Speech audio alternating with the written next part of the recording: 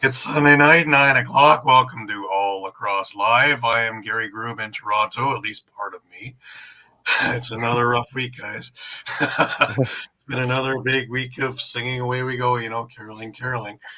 And, of course, after the Rock win over Philadelphia at First Ontario Center yesterday, boy, oh boy, was it loud in there. Just to say hello to your friend next door, you are like this. So it is taxing today. So please bear with me. I do have a voice enough to get across to you, but this is about all And of course, the ones who are going to save me today with me, of course, is Shawn Slaght over in Moose Jaw. How are you doing, Shawn?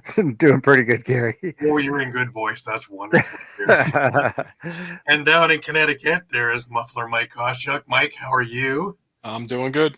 Excellent. Yes, guys, it's been a busy week. Of course, NLL is in full swing now. Eduardo is with us. Good to have you, Eduardo. Coming to us, of course, from Jacksonville, Florida. For any of those who want to catch up with Eduardo and maybe bring him some tea. We love you, Eduardo. Thank you very much for your article, and it was great. And away we go. Just a reminder to everybody before we get rolling that all of our shows are streamed live across Facebook, Twitter, YouTube, and also Twitch.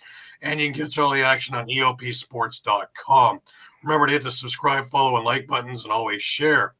As you can see, as always, we have a huge amount of shows for everybody on everything.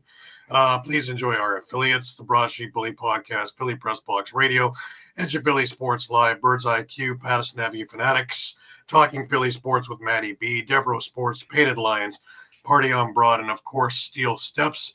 And that reminds me that Pat will be with us probably at the halftime point of the Eagle to talk a little bit about the Philadelphia showing last night. If you missed a show, no worries. You can grab all the podcasts on all the major podcasting companies, which include Amazon, iTunes, Google Play, TuneIn, Stitcher, and Spotify. And remember, you can stay up to date with all sports by visiting EOPsports.com with great articles from our huge staff of contributors. While you're there, please subscribe to our newsletter. Also, you can catch us and everybody else on the EOP YouTube page. And if you're looking for our show in particular, you can catch us on All Across All the Time YouTube page. While you're there, please subscribe. We'd love it. There's a lot of stuff there, interviews, retro games. A few more went up last week as well. I believe it was 2 mill games, one from 95 and one from 97, one from the old Buffalo Memorial Auditorium, and one from the KeyBank Center, both against Philadelphia in different eras and different times. Really interesting to see today's coaches in yesterday's playing and what they went through to get to where they are. And amazed that some of them can still speak with the hitting and crunching. If you think this is rough, you should just have a look at some of those mill games. They are incredible. Simply put, a change of position back then might get you a 4-game suspension now. It's just that simple. Before we go any further, I want to wish all of our Jewish friends, fans, and colleagues a happy Hanukkah. It's the best one I got for you guys. I love it. A little bit of lacrosse news. The new Westminster Salmon Bellies announced that they have a new president. Ray Porcelato has been appointed as president. Clubs extend its gratitude to Paul Horn for his service, dedication, and commitment to upholding his values and traditions. If you're looking for more, go to their Twitter page and go into their bio, and you should get a whole lot more stuff there. The Six Nations Chiefs have announced their management for the 2024 World Box Lacrosse in Utica. Landon Miller will be the general manager. Roger Chrysler is the head coach. Stu Montour's assistant coach, Mike Kersey, assistant coach, and Bruce Codd, assistant coach, and that is one heck of a bunch of people. Yeah. Now, Six Nations made more news this week with Joe Biden putting his support behind it. We have his clip. Lacrosse will once again be an official Olympic sport.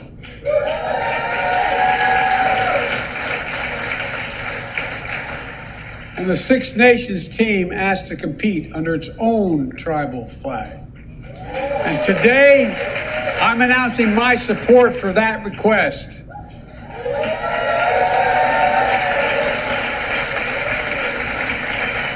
Their ancestors invented the game. They perfected it for a millennia. Their circumstances are unique, and they should be granted an exception to field their own team at the Olympics. Well, that's pretty big, guys. That's that's a heavyweight getting behind them on this one now. So things should move rapidly in a direction. Hopefully, we don't have to go through what we seem to go through every single games of every single proportion for them, and somebody has to give up their spot because they should be included.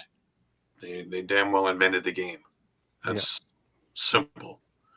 A joint statement from World Lacrosse. World Lacrosse and Haudenosaunee National Lacrosse express our sincerest gratitude to President Biden and the United States government for their express support of the Haudenosaunee inclusion in lacrosse competition at the LA 28 Olympic Games. Recognition of the cultural significance of lacrosse to the Haudenosaunee people and the Haudenosaunee people to lacrosse is an important step in our Olympic journey. The Olympic Games are the most powerful platform for promoting understanding and peace among nations. We are looking forward to continuing to collaborate with the International Olympic Committee, LA 28, and the U.S. and Canadian Olympic Committees to explore potential pathways for the Haudenosaunee to participate in the Olympics while respecting the Olympic Games framework. Randy Stotts went on to say this marks a positive step forward in the ongoing journey towards a more inclusive and respectful world of sports and ensuring that Indigenous voices and traditions are celebrated on the world stage. We approach this the way we do the game of lacrosse, with open hearts and open minds. We remain very optimistic that an Olympic pathway can be identified that both honors and our deep heritage in the sport and respects the existing framework of the games. Also, from Fawn Porter, lacrosse holds such a sacred place in the Haudenosaunee culture, and its inclusion in the Olympic Games reflects the diversity and the unity that are central to the Olympic movement. This endorsement by the U.S. government reflects a shared commitment to fostering inclusivity and will help build additional momentum as we continue our journey as Haudenosaunee people with a desire to bring the medicine of lacrosse to the world. Very well put, very well spoken. And let's hope that this moves everything much more rapidly in that direction. Yep. A few bits of NLL news. One was San Diego signed Jerry Stotts to a one-year deal for their defensive core. He had a really decent summer and has been moving his way up the tracks following his brothers. So, big news there. And the biggest news of the week was that Georgia had traded Ryan Lansbury over to the Rochester Nighthawks for a first-round and a conditional pick. As we're going to tell you soon, Ryan Lansbury already had a big commitment there into Rochester, and, welcome. Philadelphia also signed Tanner Buck. They're looking for lefties. They're a little bit banged up, and Tanner Buck should be pretty good to fill a void. He also had a really good summer in summer ball and had a good season with the ALL. And it's just chomping at the bit to get his opportunity. And I'm sure the Paul Day will have reason to use him very, very shortly. All right. A little bit of humor here, I guess. The NLL Power Rankings, guys. We see Buffalo number one. That will be changed, I believe, this week with Buffalo lost to Albany yesterday. But it's kind of funny that the first three teams on the list didn't play, and they were 1, 2, 3 on the list. I just I can't fathom the idea behind that one. Actually, the first out of the first four out of five didn't play last week, and they're taking up the top spots. Doesn't make much sense to me. Rochester should be up there right now. Albany should be up there right now. Yeah, I'm sure it'll change after this week. So. You would think. Gosh, you would hope. Yeah. They just do it to get a rise out of us. And congratulations, mission accomplished. Yep. I looked at that even earlier in the week and go, wait a minute. Nobody's played. How are you in the top spots? But anyway. The ALL. West has already started. They had a couple of games last week, the last couple of weeks actually. But the ALL East, with those 8 teams, started this weekend, and we had a couple of decent games going on there, guys. Paris River Wolves beat the Peterborough Timbermen 14-12. The Toronto Monarchs beat the Brampton Express, which must have been a slobber knocker last night, over a track. They beat them 13-10. There were 2 games today over at the Iroquois Lacrosse Arena. One was the Ohsweken Bears beating the Oshawa Outlaws 17-11. And the other one was the Whitby Steelhawks beating the Six Nations Snipers 13-10. Now, when you look at some of these lineups, you will see an awful lot of, as we discussed, NLL players that are ramping through these lineups because, once again, there's no place for them to play. So kudos to the ALL for actually being there, that they actually can do this. And we're going to see some really, really great games. Upcoming next week, Friday night, you have the Six Nations Snipers in Brampton, and all things going correct, I will be at that game.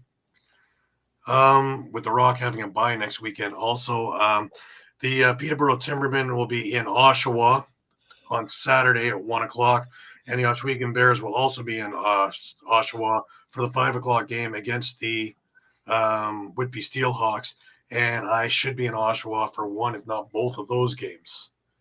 On the Sunday, you will have the Toronto Monarchs at the ILA against the Paris River Wolves. I believe it's at the ILA. It is.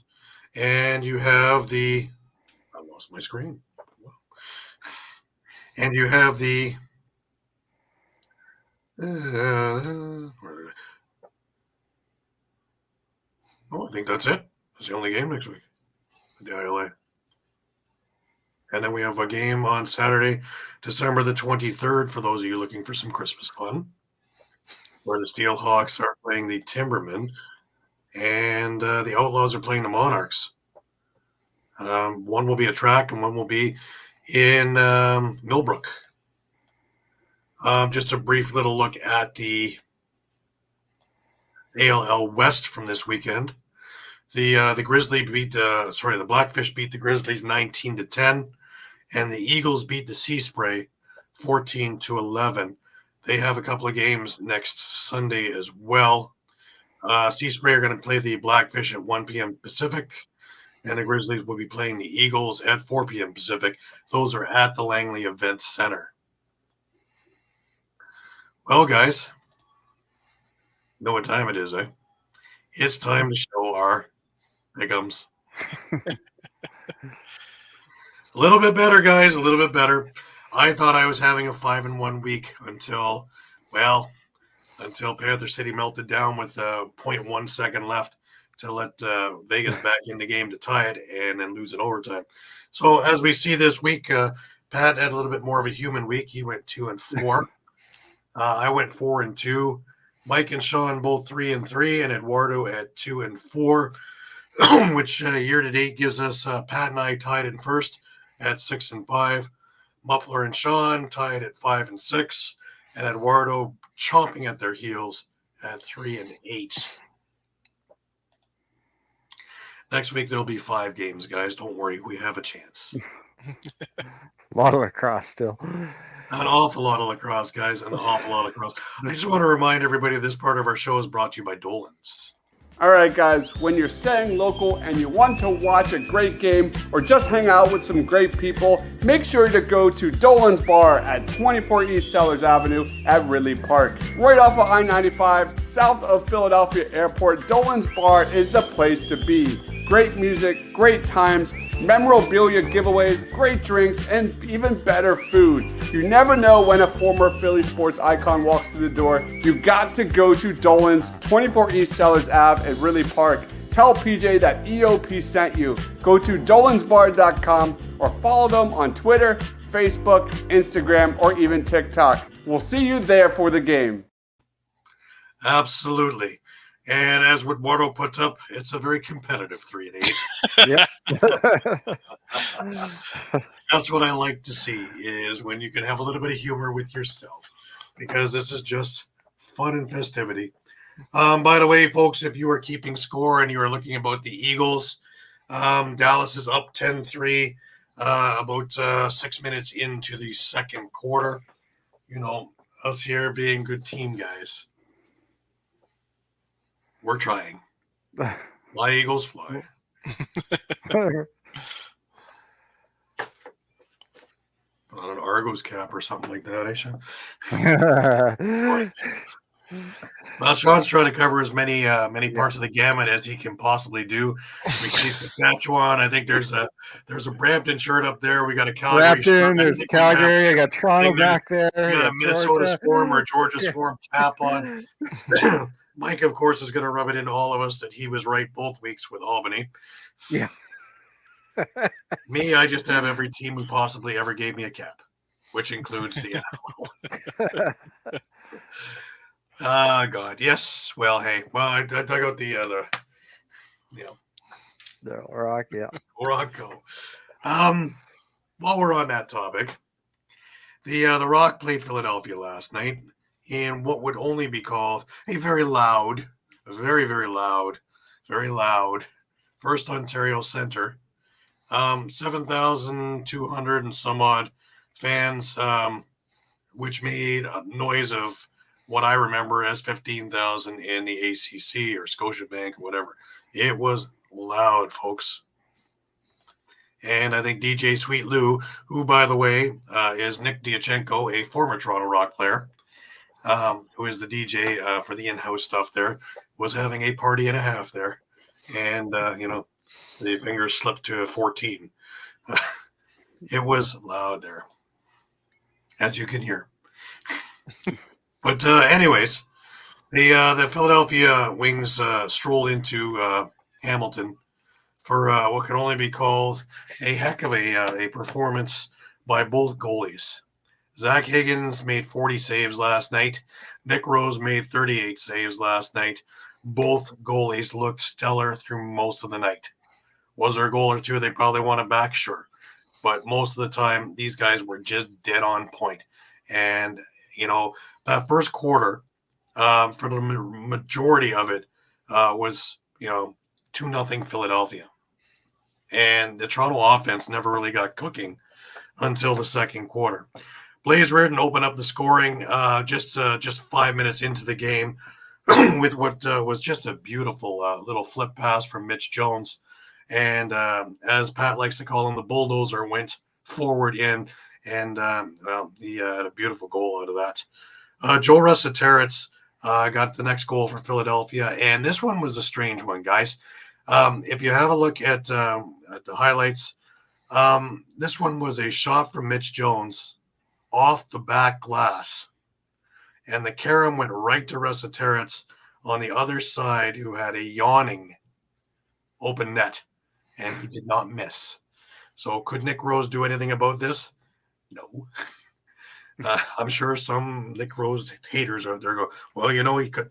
No, he couldn't. 2-0 Philadelphia. About 3 minutes left in the quarter, the Toronto Rock transition game came to life. First on a long lead pass from Nick Rose to Josh Jubenville, who had a beautiful laser shot to the short side, beat Zach Higgins. And then not 45, 50 seconds later, Brad Cree with it was about 9 seconds later, was off the faceoff. Erlin over to Mitch Desnew. Desnew saw Cree, and Cree wired a shot off the far corner in, and it was 2-2, and that's the way the first quarter ended.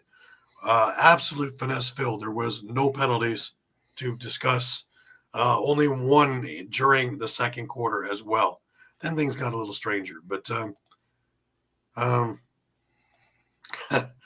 Eduardo had to watch that replay 4 times. It's true. It just was amazing.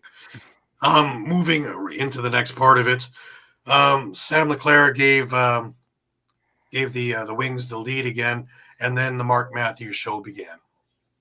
For anybody who thinks that Mark Matthews is over the hill Anybody thinks that the Rock got ripped off for giving up too much for him? Mark Matthews looks like a 25-year-old out there, and he's moving fleet of foot. In fact, I have a clip of one of his goals. But first of all, Matthews completed a Mitch the Snoo pass to tie the game up, and then about 45 seconds later, took a Dan Lintner pass and wired an absolute rope that just went through Zach Higgins for the Rock's first lead of the night. Dan Craig quick stick to Challen Rogers pass to make it 5-3. Mitch Armstrong then got one back unassisted for Philadelphia, his first NLL goal, and a beauty to boot. Mark Matthews then came back with a shorthanded goal off a Dan Lintner pass with about 5 minutes left in the second quarter, 6-4 Toronto.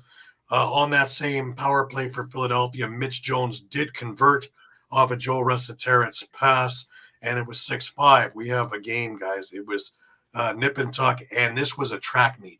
Both teams wanted to show how quick they got over the off season, and things were just up. It was like watching NASCAR. It was just vroom, vroom, vroom, vroom, vroom, back and forth. And Justin Martin, now we've talked about this a few times, eh? He got his first NLL goal. This guy, you want to talk about speed? Wow, you know he's like the Roadrunner. There he goes. But he got another transition goal for Toronto off a Mitch the Snoo pass with just under 2 minutes left to make it 7-5. And Dan Craig, 45 seconds later, fired an absolute rope also that I'm sure was one of the shots that Higgins wanted back. But he beat Higgins off a Corey Small feed with just over a minute left in the half. And that's the way the first half ended with 8-5 Toronto. And again, only one penalty in the half and then one penalty at the final play, which came at the 15-minute mark to start the third quarter on the power play for Toronto. That was it. So just an absolutely finesseful first half. Really great to watch, too, to see these teams just do everything. And watching, I believe the shots were 29-20 in favor of Toronto at the half. And Higgins was lights out. Absolutely lights out on a lot of those saves. He was, I don't know, he was in the splits, I don't know how many times, making saves from one end to the other. So remember that Toronto still doesn't have Chris Corbeil. It doesn't have Tom Schreiber. It doesn't have a few players in their lineup. Cam Milligan is still, he's part of the practice squad, so he's waiting for his chance. They put Zach Kearney in for one of the spots. Tyler Hendricks, we'll get to him in a minute, is playing in more or less close to his first NLL game as well. So Tyler Hendricks actually opens the third quarter scoring at 2 minutes and 36 seconds. So it was not a power play goal, guys. But another transitional kind of goal off a Josh Dawick pass, 9-5 at this point. Mark Matthews has his fourth goal of the game on the power play, again off a Josh Dawick pass. It's now 10-5. Joe Resetarits gets a power play goal back and off a Mitch Jones pass. The interesting thing was we didn't see Blaze Reardon in the second half. We are hearing upper body injury. We can't confirm anything as of yet. But, it seemed odd that the captain and bulldozer had not made it back for the second half. I don't believe he had an appointment anywhere. Anyways, the reffing got a little strange in this part. There was a let's see, the 4-minute double minor to Chris Boucher and name is eluding me, Scott Dominy. They were having a good little tussle in there, and I believe Scott got his cross check underneath the helmet of Boucher, which sent him a little bit enraged. So that was weird. There was one which I thought Hollywood gave a 9.4 that they gave the Rock a penalty, but hey, what do I know? I watched a phantom over and back call where the ball stayed on the Philadelphia side of the line. It was called, and then we how did we cover that up? Well, we call for the 5-minute TV timeout. So, Anyways, moving along. The fourth quarter only had 2 goals in it. Phil Mazuka in transition. He is another human highlight reel. And for Toronto, and he had a couple of these goals last year. And once again, every time he touches that ball, he's explosive, and he gets better every single game. Very strong on defense now, and an integral part of that number 1 defense in the league. And of course, the Ministers of defense were right on point. They disrupted Philadelphia left, right, and center. Mitch Desnew, Brad Cree, Josh Jubenville, that whole lineup just absolutely went nuts on them, and they couldn't breathe. With just under 2 minutes left in the game, Taggart Clark got one off a Tate Camponi pass. That was his very first NLL goal. And that brings you your final of 11-7. What can I say about the Rock? They played a very, very well-rounded game. Their transition game is scary good. When their offense is bottled up, the transition is woken up. Jamie Dawick, the owner and GM, made a specific mention that we weren't good enough last year, and we've made changes to rectify this year. So we will see how this goes. The next time they play, though, weird. They had a bye week in week 1. They have a bye week next week, and they play in Panther City on the 22nd. And for those of you who are, what can I say? For those of you who are in the Toronto area, December 30th, it's a 4 p.m. game local time. And 2, Monster Truck is the halftime show guest. So for you Rock fans, man, I like Monster Truck, man. That's worth the price of admission right there. But you're going to get to see Rock again, and they're exciting. They are very quick, very, I can't say young team, but they are a great mix of veteran leadership like Mark Matthews and a lot of younger guys like the Josh Jubenvilles, who still, they've had 3 or 4 years in the league. Just to before I move on to the next game, I just want to put across the what I thought was the goal of the week, but there's a few of them in there that could be in for that category. Mark Matthews, are you kidding me? The grab, the finish, pure filth from the former NLL MVP. And yeah, soft hands or what, but that's courtesy of the NLL Instagram for that clip. I did all this work here to put these things up, and might as well do it, right? Yes, it Rock win. Mark Matthews 4 goals debut win with Toronto. He certainly introduced himself as the mailman, delivering 4 goals and winning. So as I kept hearing that last night. Mark Matthews delivers as the mailman. So why don't we move on, Mike? We can move on to Albany. And this surprise thing here, Alex Simmons scores 5 as Firewolves upset the defending champion 17-13. Yeah, and second year in a row, actually, that Buffalo has opened their season with a loss to Albany. Last year it was in Buffalo, believe it or not. But this year it was in Albany. It's actually Albany's first win at home since unfortunately, since 2 seasons ago. They managed to go 0-9. Yeah, they managed to go 0-9 at home last season. Their 3 wins were all on the road last year. But now, were you at the game, Mike? I was not at the game. No, because I noticed an awful lot of more people than normal at an Albany game. And, the funny thing was they were wearing a lot of orange in there, though. They were. Unfortunately for them, they went home rather unhappy. I'd say quiet. The game got pretty chippy right away. I believe Buffalo picked up 35 penalty minutes total for the game, including 4 fighting majors. and actually most of their penalty minutes were actually assessed to offensive players and not defensive players. That So was a pretty good tussle between Sturos and Weiss. yeah, Yeah. So not sure what, what exactly Albany did to get under their skin, but really, I think this was a matter of Albany just being really gritty and scrappy and not backing down. Right. You know, Right. Yeah. they didn't allow Buffalo. Buffalo never got a run of more than 2 goals in the entire game.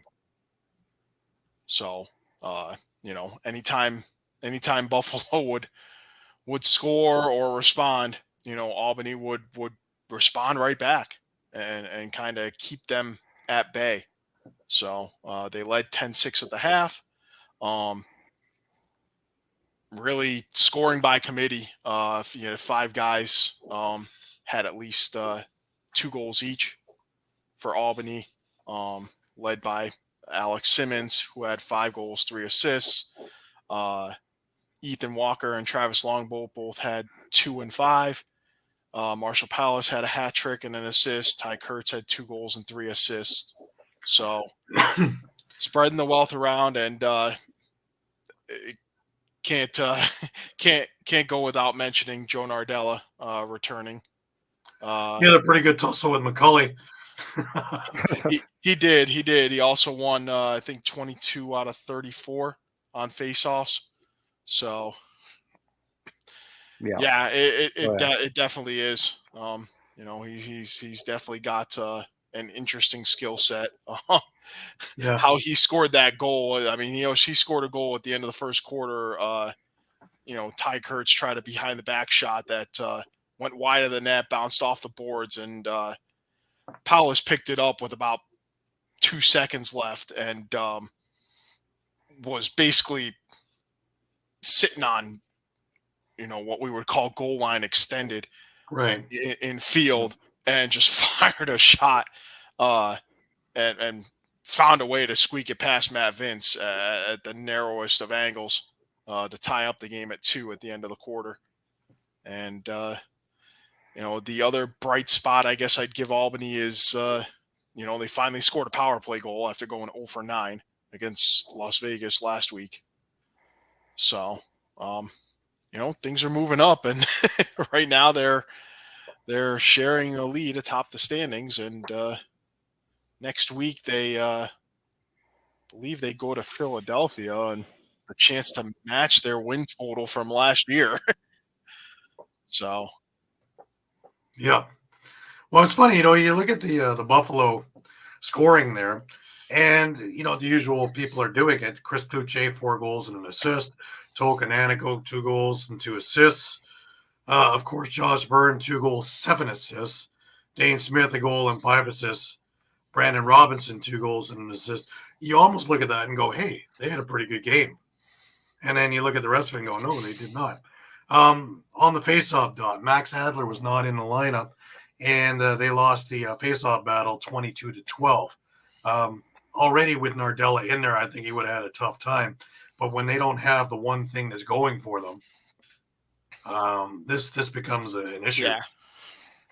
Yeah. I do think it's something that they're going to need to think about addressing. It's I don't see it as a matter of guys like Ian McKay or Chase Fraser not being able to compete on faceoffs. Right. But I would think John Tavares would rather have them, in other roles, on the face-off unit, either sprinting forward from the back line. I also found that Matt Vince looked quite uneasy in the nets last night. Not the usual Matt Vince, not the one we watched in the playoffs last year for sure. Definitely, but I would maybe possibly attribute that to, we said this last year when Albany went into Buffalo and came out with a win. They had pretty much revamped, 75% of their offense. And it was a matter of, I think, just not knowing what you were getting Right. as the Buffalo defense. And I think they ran into a little bit of that again, unless they were able to dig up, college footage of guys like Alex Simmons, Ty Kurtz, those kind of guys. They may not have had much to go on as far as film on some of these guys. So Makes sense.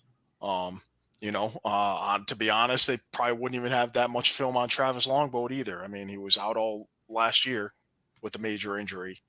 So, the only chink I find in Albany's armor now, because they've had 2 really good games, is they are 2 for 15 on the power play now. They went 2 for 6 in the game. This is going to become an issue, I think, somewhere down the road. Yeah. I'd say it's definitely a sore spot. They need to they need to find a way to be more efficient. Now they only gave up 1 goal on the power on the penalty kill. They were 2 out of 3 in killing penalties. So that part of the game is good, but that's a glaring thing that could come back to bite them in the behind somewhere down the road.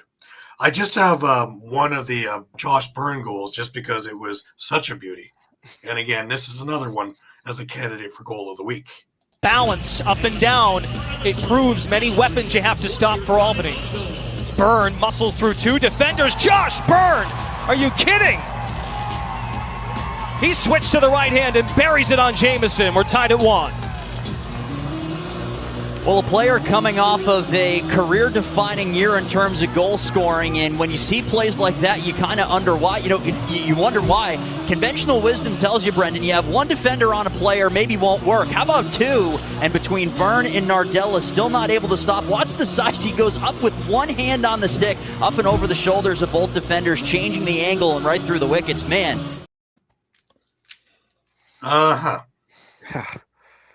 With your wrong hand, only one hand on the stick, and you put a bounce shot past one of the best goalies in the league. Yeah. With 2 guys on you. Another day in the office, Yeah, just a normal day for Josh Byrne. And he just walked back to the bench and went, yeah, well, Yeah. Anyways, Albany comes across with a big win, and they are now atop of the division. Atop of the league at 2-0. Let's move on. Let's go over to Rochester and Sask, Shawn. Yeah, home opener. Home opener for the Rush didn't quite go the way they wanted. 4 goals, 7 assists, jumping. Eh? Yeah, really, this was a back and forth game, though. I mean, I think I counted 12 lead changes, back and forth. There is a bit of news out of Rochester also is that Hartley, I believe, broke his hand in the pregame warm-up, and Hutchcraft had to start the game. Now, we already had him pulled last week, and Hutchcraft had to come in and wound up getting the win. So now Riley Hutchcraft is finally, even though we wish Riley and Hartley the best of speedy recoveries, Riley Hutchcraft is going to get his opportunity as a starter in the NL to see what he can really do. Yeah, and I already know that. He looked good the other night there. He faced 50 shots and came out with the win still. Even, Frank Giuliano, he had a rough night in Halifax. Even he looked a lot better last night. He faced 56 shots in the loss, but still, I mean, he kept them in there the best they could. And, for the Rush, I mean, for a young team, I mean, they held their own against a really, really tough Rochester team. They had a 3-2 lead after the first quarter. Rochester went out to a 7-5 lead late in the second. Clark Walter scored with a minute 19 on the clock. And then Robert Church scored with just over 2 seconds left before the half to tie up the game. So we were tied at the half. Really, what this game came down to was Ryan Smith scored in the fourth quarter with about 4:11 left, which tied the game 14-14. After the whistle, Bobby Kidd III took a swing at one of the Rochester players, got the dead ball foul. Kyle Waters scores on the power play, and that's your game winner with just over 2 minutes left. So it really came down to just those mental mistakes of a young team. Because they have a 16th goal with empty netter by Mitch Ogilvie. So it really came down to that one goal. I know Coach Quinlan wasn't too happy too. They gave up some 3-goal runs as well. But as you mentioned for the Nighthawks, Connor Fields had a 7-point night. Ryan Smith had a 6-point night. Lanchberry, as we mentioned, immediate impact with 2 goals and 2 assists. As for the Rush, Zach Mans has his second straight 6-point night, actually. The second time he's had a hat trick as well. So it's funny, we're talking about Mark Matthews, and in that trade, I think we had both winners on that one. Absolutely. In fact, excuse me, we have the clip of all 3 of Zach Mann's goals. Little bit of experience. They're a fairly young group. He's got some experience and some toughness back there, Cody. Church for Mans. Mans high to low, scores! His 4th of the season. Rush offense. So we'll run it through Ryan Keenan, the leader of the Leftics. Stotts in front. Backdoor for Mans, and he scores! 3 or more points in this game. The Rush too. Tied at 12 with 12 to play. Isaac Enju for Mans. Throws those heads. He's the man of the hour. His back-to-back hat tricks in green. Backhand. And don't adjust your set. That is new turf over in Saskatchewan. Boy, is that green, man. Wow. Yeah, the neon green's quite bright. Yeah. Now, you were talking about Jimmy Quinlan. We have a clip of his press conference. Yeah, I mean, you get no points for effort in this league. You got to win games. It sucks right now. Way too many mistakes. Too many mistakes at time in timely situations, and again, we can attribute that to being a young team. We can attribute that to whatever. I mean, really, at the end of the day, we got to be better between the years. And again, if we do that, we can play with anyone in this league. We can beat anyone in this league. Obviously, you talked about mistakes. The big one, obviously, was Bobby. What was kind of your message to him after? And did you like that penalty by the rest? I honestly didn't see it. I kind of saw the aftermath, and again, I don't know how hard he contacted the player. I know after all goals, there's a lot of jawing going back between players. Regardless, you can't put the refs in that position. And so my message to Bobby was you need to own it, and you need to move past it, and you got to assure your teammates that it's not going to happen again, and then you just got to keep your word. And so your word means everything, and I know that he'll respond well. He played unbelievable. I told him for 57 minutes. Again, it's that timeliness, right? If we're up 10-4 and you take that penalty, everyone just says, you got to be a little bit more disciplined, but the timeliness of the penalty was tough. So, again, not one play wins or loses you a game. There was way more mistakes that, again, we need to clean up. And if we do that, again, we're going to continue to move in the right direction. What would you say the main areas where you guys need to clean up are right now? Is it offensively, defensively? I think it's just a lot of the little things in terms of, like asking the guys to take good shots in the fourth quarter, and perhaps we need to really define that to the players. We want to play fast, but at the same time, we want to take good shots. That makes a lot of sense. And, timing is everything. We've always said that. Yep. And, they're 0-2 right now, but, both games, they could have been easily 2-0. Yeah. And one stat I want to throw out there, too, if I can, is Sure. Jake Boudreau. He had 2 goals and 2 assists and 13 loose balls. He's starting to prove himself as that elite kind of defense and transition player now, I think, where they're really relying on him. As I mentioned to you guys during that game, like this Rush team, if you're caught flat-footed or getting slow off the bench, they are going to burn you down the field. Yeah, most definitely. All right, just before we move on, I want to remind everybody this part of our show is brought to you by Sherry's Ticket Town.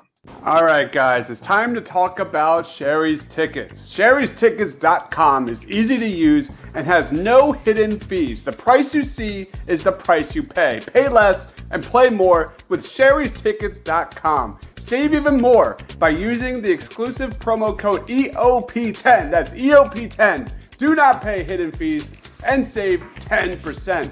Why use any other ticket reseller and get those hard-to-come-by tickets to the big game? If you need a more personal touch, give them a call at 610-494-5050. That's 610-494-5050. Sherry'sTickets.com also has great theater and concert tickets that are hard to get your hands on. Remember, do not overpay and save with the best at Sherry'sTickets.com. Save 10% using the promo code EOP10. That's EOP10.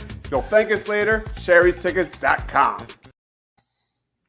Absolutely. So if you're needing tickets to anything, you want to get to Sherry'sTickets.com. All right, guys, we got to get on to our Colorado against Georgia game.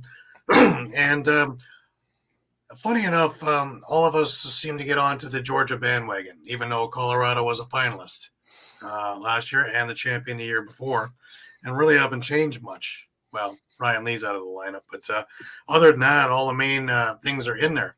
No Dylan Ward. But I was a little big one. Slide that in there. I got a big piece of that, I think.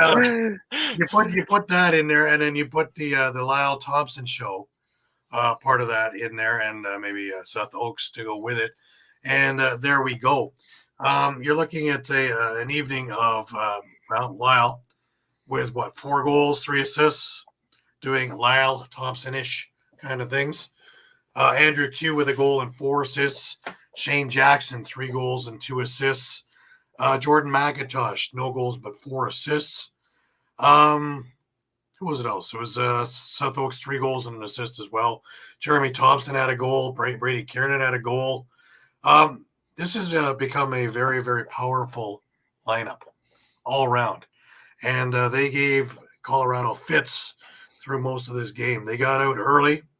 And, even though Eli McLaughlin got the first goal, really, Bombery tied it up. McLaughlin come back again. Then all of a sudden we got Thompson, Shane Jackson, and Andrew Q, and it's 4-2 for Georgia.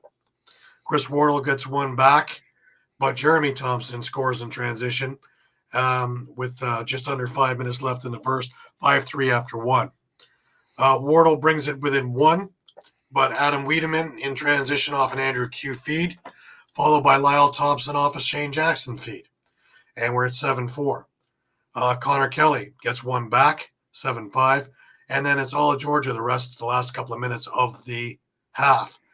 Brady Kiernan, Lyle Thompson, and Shane Jackson. And it's 10-5 going into the half. And this all of a sudden becomes lopsided. Third quarter is more of a pitcher's duel, so to speak. Seth Oaks got a goal, making it 11-5. Connor Robinson gets one back but the halfway point of the quarter, and it's 11-6. The fourth quarter yielded a lot more action for everybody. Lyle Thompson again making it 12-6. Tyson Gibson and Dylan Kinnear bring it a little bit closer, but Seth Oaks makes it 13-8. Connor Kelly gets it to 13-9, but then Bombery, Seth Oaks, and Shane Jackson on the power play, and it's now 16-9. And for all intents and purposes, with just a couple of minutes left, this game is done. Connor Kelly, gets a power play goal with about a minute and a half left in the game. Your final score is 16-10. Guys, what do we have takeaways from this game? Mike? A lot of penalty minutes at the end of the game. Well, yes. I would suggest that Georgia is one that what we saw the second half of the season is the team that we're watching now. Dobson were great in net. This team is already gelled. They're doing stuff that a lot of teams don't do until mid-season. And they took a finalist and a former champion and basically rolled them in the sand. 16-10. Absolutely. And a couple of odd schedule quirks. They actually play Colorado again in 2 weeks in Denver. So that should be interesting to watch. Quite interesting, I'd say. Yeah. I do have one of Seth Oak's goals, and it's a nice little behind the back pass from Lyle. So keep your eyes peeled on this one. Oh, great look! Behind the back pass, and Seth Oakes puts one into the back of the net. Seth Oakes so very close to getting on the scoreboard. The tally sheet in first quarter action had 2 that nicked off the pipes. Now, finally, he's got his tally. Yeah, really nice job here. Let's see how they maneuver this. Little pick and roll almost, and then Oak showing the athleticism, keeping the feet out of the crease. Look at that pick and then the roll. Little Stockton to Malone back in the day on the...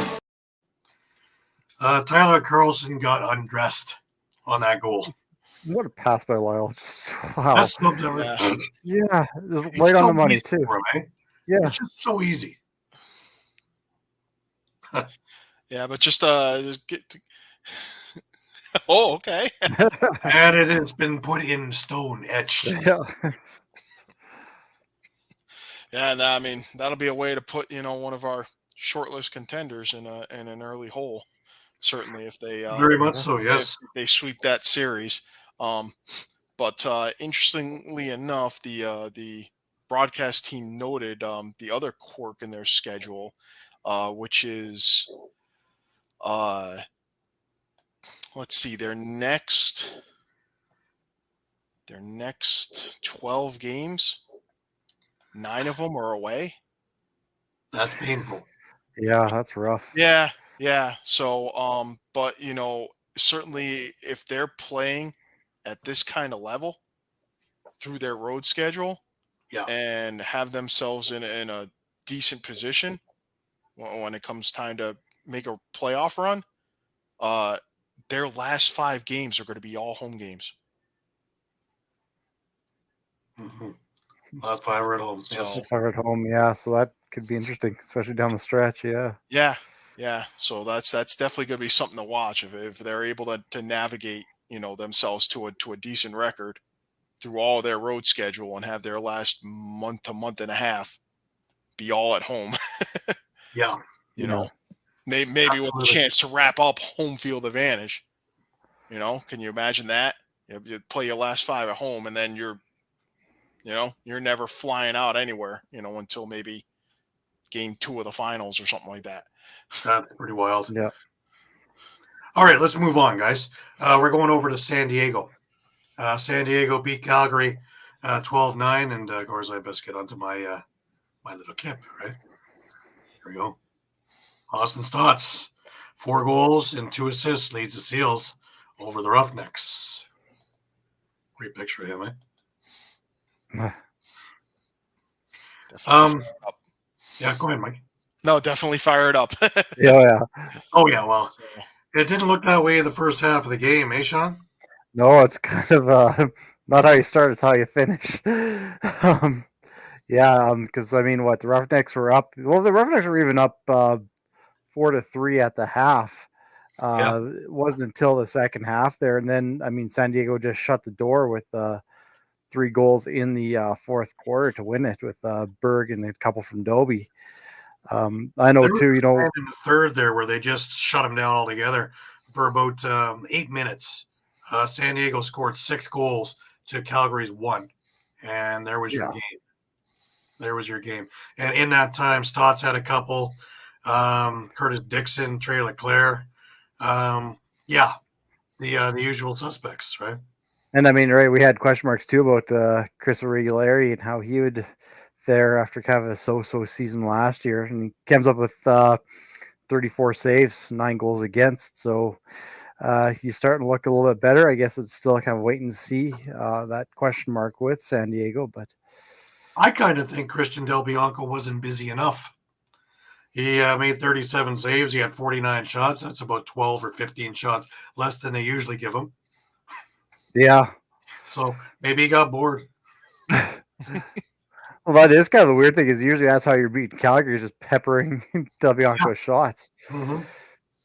And, this time around they didn't need to, right? But it was a very interesting game because, it was a goaltender struggle duel in the first half, and then the floodgates opened in the third, and then San Diego kept it going through the fourth. So Calgary just stopped. Yeah. And was stopped. And it's funny because we don't talk very much about the San Diego defense. We talk about their offense a ton because one, they are seasoned veterans and they are an all-star team. But we don't really talk too much about the defense, especially since Brody retired. And they completely shut down a very, very high-powered Calgary team. Yeah. Yeah, scoreless in the fourth. So Yeah, exactly. That game was tied going in the fourth quarter. So I think the only point I'll make is we're seeing similar to last year, though, where San Diego gets off to slow starts and in games again, like what we mentioned last year, they're playing with their food, right? Like, just let them stay around, Then third, fourth quarter, we'll just start pulling away now. A number that stands out to me is Patrick Shumay with 12 loose balls. So he had a pretty day in the office. Kyle Rubish with two caused turnovers as well, making his presence felt. Yep. And these guys, they do play again. This is one of the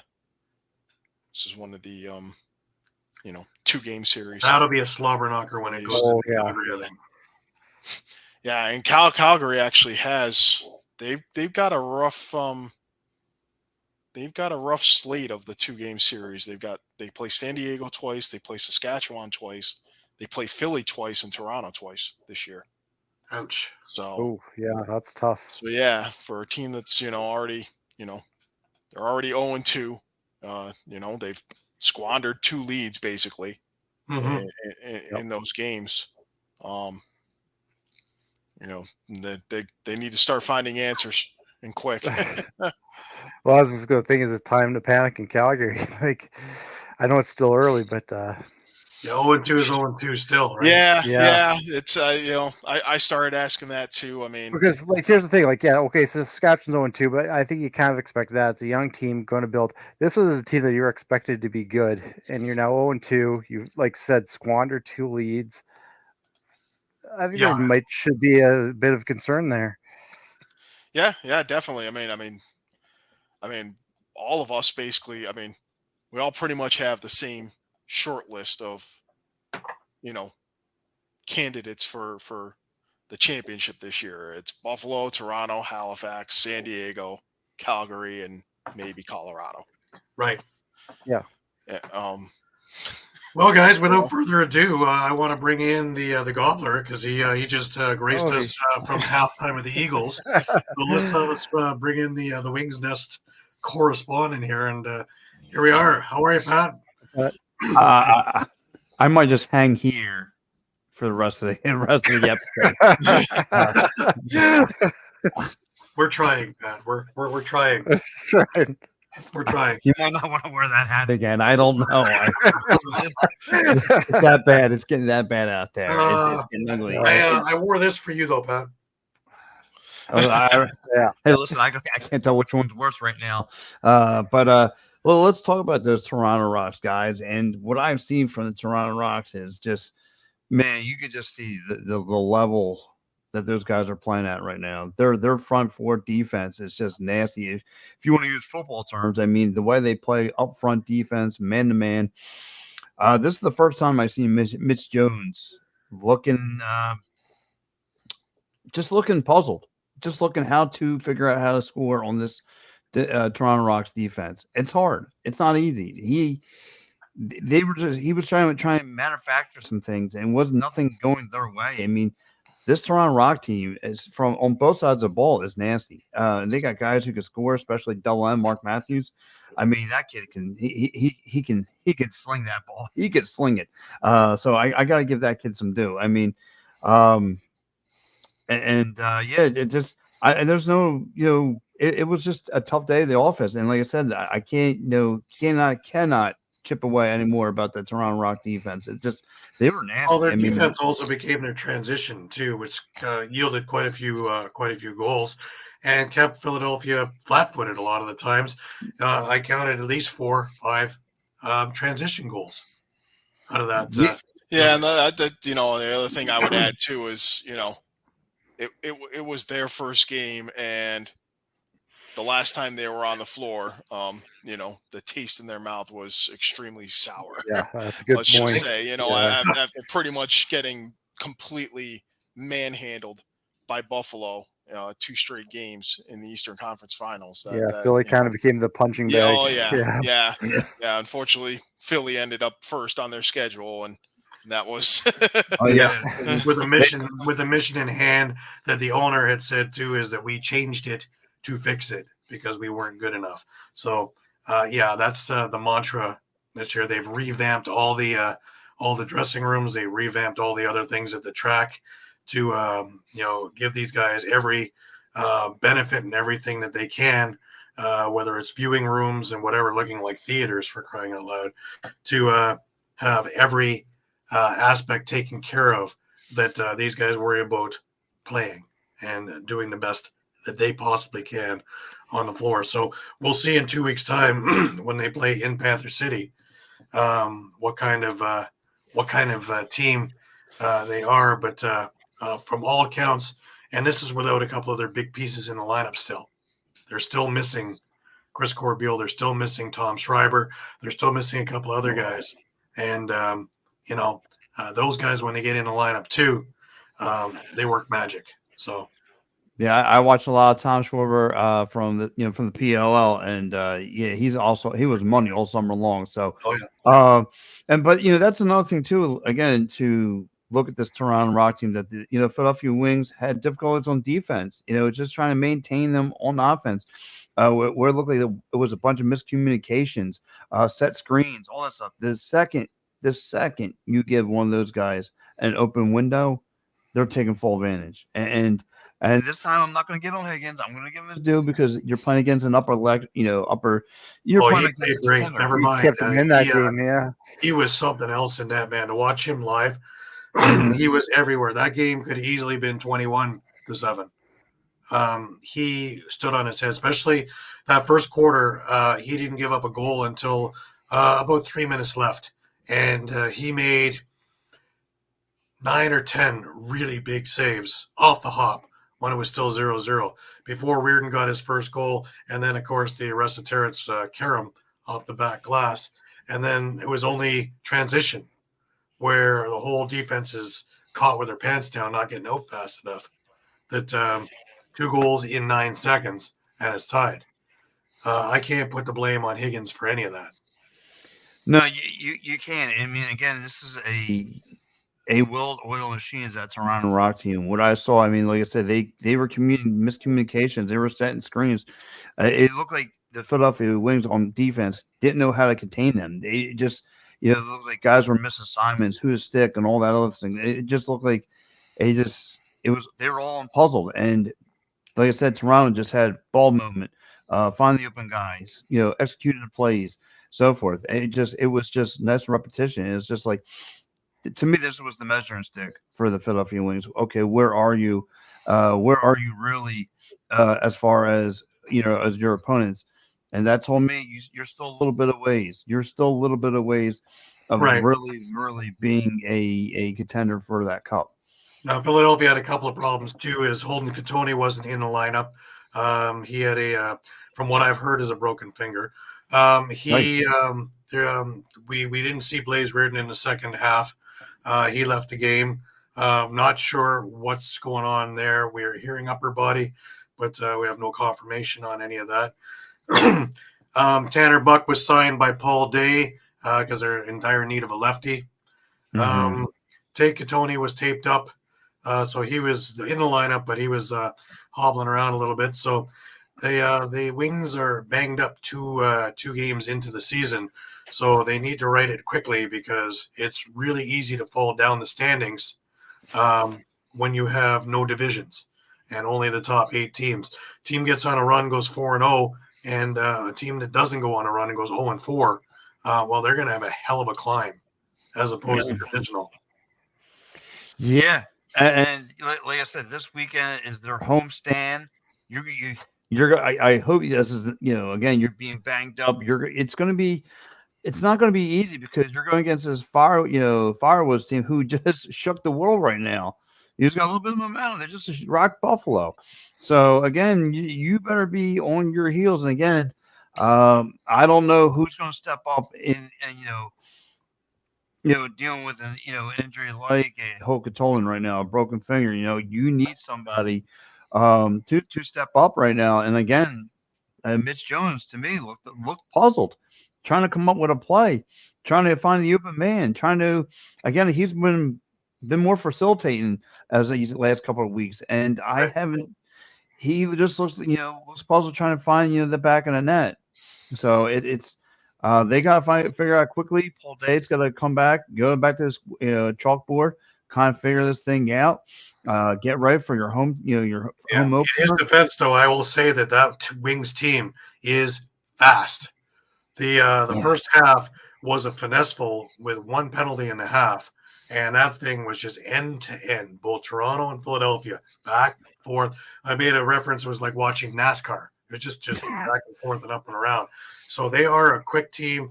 They are going to be a very good team. They just have to iron out a few things in there. But if I can ask you a question, not Higgins and net. That's not the issue. Just before we move any further, I just want to let everybody know that this part of the show is brought to you by Philly Sports Trips. All right, guys, if you're a Philly sports fan and you want to travel with your favorite team, then travel with the best. Go to phillysportstrips.com. They have self-travel packages and full travel packages available with round-trip flights from the Philadelphia airport. Packages include direct flights, 4-night stays, all-inclusive tailgate parties, lower-level group tickets. Whatever you want, you got it with phillysportstrips.com. If you want to travel to an upcoming Phillies game, make sure you check out Philly Sports Trips. And do not forget, Philly Sports Trips has all the away trips for the Eagles' upcoming 2023 season. Jump on it now, because you do not want to lose out on all these great opportunities. Go to phillysportstrips.com. Yes, don't listen to Pat. You want to get on those things for those Philly road trips. Yes. I may not be on that trip with other people. Yes, get on that trip. Yes, I mean, what I've been told, the food, the catering load is out this world. So that's another reason you should sign up. But just for that alone, really. You're talking about the gobbler, man. He ate his way through the NCAA tournament. I definitely did. I got to thank you fellas for that, because Memorial Day weekend I made a complete slough of myself and I didn't care. I enjoyed it. He actually brought in his own platter on day 2 just so we get a bigger plate. It was really ridiculous. By day 3, between my family barbecues and there, I was like, all right, I've had enough. You know what? I'm not going to eat like this no more. I smell poor pork go right by me. I'm like, I got right on my seat. I'm like, you're right there. The argument between my brain and belly were just constantly going to flow. And I was like, the belly's going to win on this one. So, but yeah, just like I said, real fast. So, Gary, how much, if Travis Batiste was in this lineup, would that make any more of a difference? Well, you take a look at the face-off stuff there, and I believe it was 17-4 or something, like some obtuse number that Isaiah Davis-Allen didn't stand a chance against T.D. Erlin, who is one of the best in the business. And Trevor Batiste and T.D. Erlin, well, the last time they met up, they were about 50-50. So, they would have a few more possessions, and Toronto would have a few less possessions. But I come back again, it was the transition game that killed Philadelphia. Yeah. They stopped the offense for a while. Of course, they got rolling with Mark Matthews with 4 goals and Dan Craig with a couple of goals. But that transition game, the guys like Cubanville, the guys like Mizuka, Brad Cree, Mitch Desnew quietly had 3 assists in this game, and a whole whack of loose balls and caused turnovers. So, yeah, those kind of numbers are where they're killing them. But this is where the effort needs to be put in to fix this up. And I'm definitely changing that kid's name from Mizuka. I'm changing that to Bazooka, because that dude was shooting bazookas from some distance, and he was just finding the back of the net. I was impressed. I was like, wow, look at that laser shot that man just hit. It was just absolutely nuts. So we're going to call him Mizuka the Bazooka, because that's basically that's what they do in Toronto. And the funny thing is, his dad sits basically across the road from me, a very mild-mannered man, very nice guy. And then, of course, Phil gets the ball and scores, and there we go. Yeah. I mean, But yeah, Phil's a great guy. He's a great kid, and he is just growing with this Rock defense. And he's worked his way from part time in the lineup to a full time member to a full time member contributing to a full time member contributing and being exciting on that floor that we all look forward to him getting a shift. But not only is his transition part good, his defensive game is strong too now. He is, in your face kind of material. So Bruce Cott has had a lot of influence on him as well as the entire Rock defense. So kudos to Bruce Cott's coaching and the rest of that stuff. The Orangeville program, which has got Matt Sawyer, Rusty Kruger, Bruce Cott, all coaches with Toronto, right? Yeah, that's a nasty lineup right there, Matt Sawyer. But yeah, guys, well, like I said, we'll definitely have to see what the Philadelphia Wings are going to do next week. Like I said, they're getting ready for their home opener, bruised and banged up. So I'm hoping, like I said, Paul Day goes back to the chalkboard, figures out something, and makes some kind of adjustments. I don't know who he's going to have come off. It certainly doesn't get easy, Mike, going against Albany. No, but Albany I think Albany has historically struggled in Philly. Mm-hmm. So there is that, but I was gonna add, if Holden Catoni and Blaze Reardon are out for a significant amount of time, you do have to look on the flip side and say, hey, look, Taggart Clark's going to get a chance to play. Tate Catoni's going to get a chance to play regularly. Yeah. They're going to get looks. On the right side. I think Sam LeClaire is pretty established as kind of the number 3 guy on the right side, but we may get to see some of Jack Jasinski at times. I hear Hunter Lemieux is available. So Hunter Lemieux is available.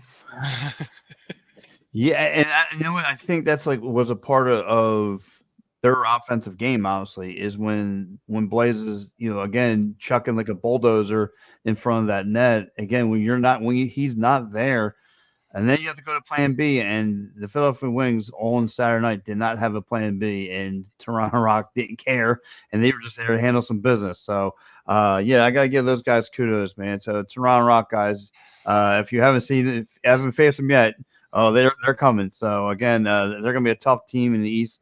It's not going to be an easy out. So, but yeah. Well, I'm assuming, Pat, that you need to go back to take more of a shellacking over with the Eagle Cowboy game. Yeah, the second half is just opened up, and okay. Well, we got one more game to cover. We'll go there. Yeah, let me go back to eating, I guess, depressed eating. Oh man! Well, Pat, we will see you next week, and you will be talking about the Albany-Philadelphia game, and you should be in press box for that one, so you can give us a yes, sir. I will be down there. I'll make sure of it. Absolutely. So. Excellent. All right, fellas. Have a great one, Pat. That was Pat Pat. Bernard over in the Wings Nest. Welcome back, Pat. All right, guys, we have one more game to get a hold of, and this was a weird one this afternoon. It was Panther City against Vegas in a late 4 o'clock Eastern time start. Weird game, eh? Yeah. All I got for you is weird game. Yeah. We have a final of Vegas winning in overtime, but it did come down to a 0.1 second goal that tied the game up. But Zach Greer with the overtime winner. Again, the Fountain of Youth has struck him. So let's go through this game, guys. Yeah. First of all, the last second there. I mean, really, I hate to do it, but I think you need to put it on Nick DeMood. He'd made a save with about 8 seconds left, and tried to fire an outlet pass, a little further down the floor, and ended up turning it over. and that's deadly. it gave Vegas just enough of a chance and just enough time for them to score on a trickler. Basically, he did get a good piece of the shot, but not enough to keep it from bouncing in. But Right.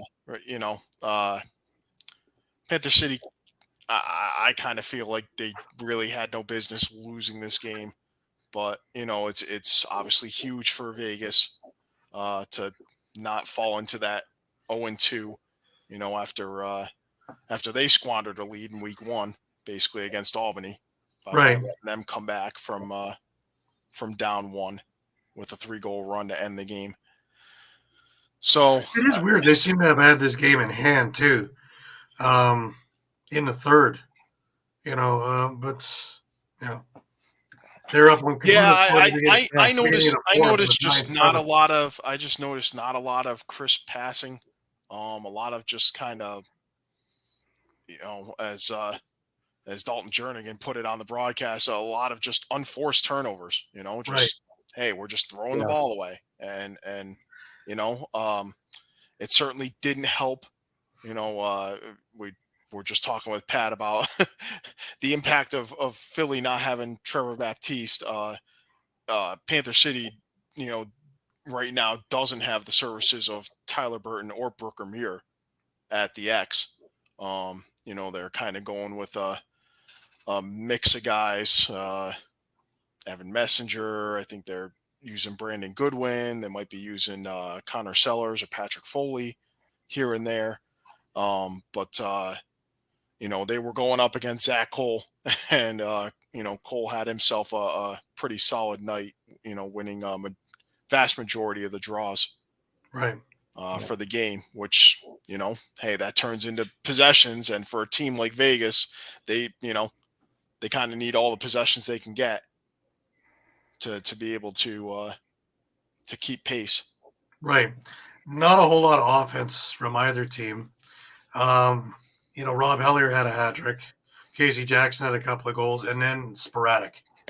So Vegas is still trying to find their offense from somewhere. There's a lot of guys. They are running two. They are pretty much running two recent draft picks, and Sean Wesley and Dylan Watson. So that's definitely going to take some time to get them in the groove of the NLL game. All right. So that covers this week's games. Next week, we have 5 games on the slate. We have Saskatchewan facing Vegas. That'll be an interesting one because, Saskatchewan needs a victory. Simply. It's week 3. They have to get in the win column. And I think you're seeing improvements. Sorry, go ahead. So I was going to say, I think you're seeing improvements from this Rush team week to week. So that could be an interesting one. Yeah, and if Vegas is still looking for their offense, Saskatchewan can definitely score. There's no two ways about that. So Vegas better find a scoring punch and fast. Albany, Philadelphia, we've already talked about. That's going to be a very interesting one. Again, Philadelphia needs to find a win. I don't think they want to go down to 1-2, where you have teams that will be 3-0 in this league. Yeah, 1-2, and then they have to go to Halifax for the next game. So that's going to be this deal. Halifax juggernaut that had this week off is going into New York, who had the week off, and we're going to see exactly what New York is made of, the new and improved New York Riptide. This Halifax team is on a mission. It's a championship or bust over there, and they certainly looked primed and ready in week 1 playing Saskatchewan, though they did have a hiccup near the end. That first quarter when they came out roaring with 9 goals, that was something else, and I don't think New York can withstand something like that, so their defense better be on point. San Diego and Buffalo, another interesting one. This would have one we would have circled last year, and now I have it circled for a different reason because, one, I think Buffalo got embarrassed yesterday, and number 2, I don't think that the defending champions want to go down 0-2 in the standings, especially when you have some of their compatriots already perfect still. Yep. Yeah.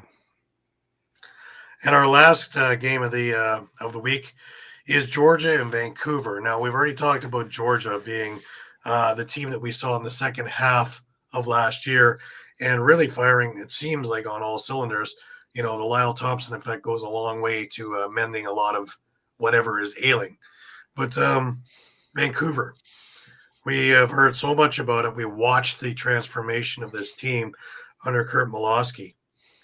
Wouldn't this be a feather in their cap if they knock off Georgia at home? It's a real good marketer to pull in people in the Lower Mainland over there into the arena. Absolutely. Yeah. So, and like everyone else, they who's 0-1 or 0-2 right now, they don't want to fall into the same hole. Well, and two, like we're talking about the transformation, like this is probably going to show what Vancouver's made of now, right? Yeah, I don't think they have much of a choice in this one. They really need to get it going. Eduardo clutching a rosary.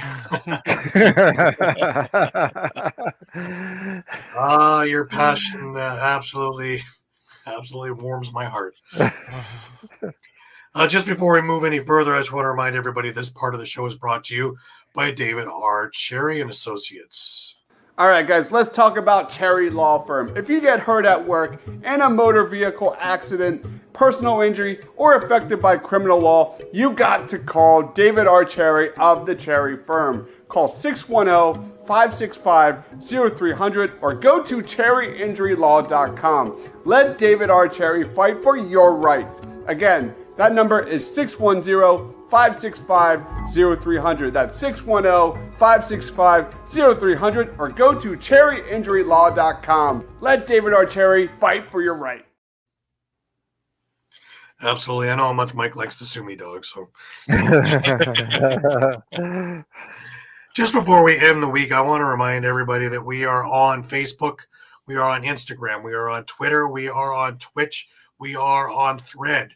We are also on YouTube, in which we talked earlier. You can catch retro games, you can catch interviews, you can catch fights, you can catch almost anything there. And we're going to be using that a lot more as the season wears on with some of the press conferences, some of the other things that are going on as well. Remember to come check us out a few times a day on Facebook, as well as to go to eopsports.com/lacrosse for all of our articles of all of the games from the past weekend, as well as ALL and power rankings from the ALL, because I am doing their media again this year. So it will be a busy, busy year with a lot of information coming out to all of you guys. So we really appreciate your patronage and for you being here week in, week out with us. Checking out all the leagues, not just the NLL, not just the MSL or WLA, all the leagues. We are there with our finger on the pulse of the situation for each and every one of you, and we appreciate you being with us. Any last words, Mike? Just looking forward to week 3, and it's going to be interesting to see. So, certain teams possibly on top, still undefeated. Certain teams maybe we expected to be doing better, sitting winless, and in an early hole. That early hole that we pretty much said no one wants to fall into. No, not at all. It's going to be tough to climb back out of. So absolutely. And Shawn, any last words? Yeah, same thing as looking for next week. Obviously, being out here in Saskatchewan, I feel like the team's kind of on this cusp of getting their first win. So fingers crossed, and yeah. Yeah, me, it'll be a lot of arena lacrosse next week because the Rock are on yet another bye week, which means that they're going to have a busy second half of the schedule when there are no bye weeks. But and they're on the road for everything, right? So the schedule makers are making me scratch my head a little bit. But anyways, so I'm looking forward to seeing some of the arena lacrosse stuff and seeing some of the lineups and seeing these guys in person, saying hi to some old friends as I'm doing the media for them. And remember that we are here every Sunday night at 9 p.m. Please tell your friends, tell your family, tell everybody, tell people you don't know. But let's really bolster this thing up and get her moving. And we will be in here with you guys week in, week out. For Shawn Slaght over in Moose Jaw and Muffler Mike over in Connecticut, I am Gary Groob in Toronto. Again, thanking you so much for being with us, and we will catch you again next week. And until then, keep your stick in your hands. Until then, bye-bye.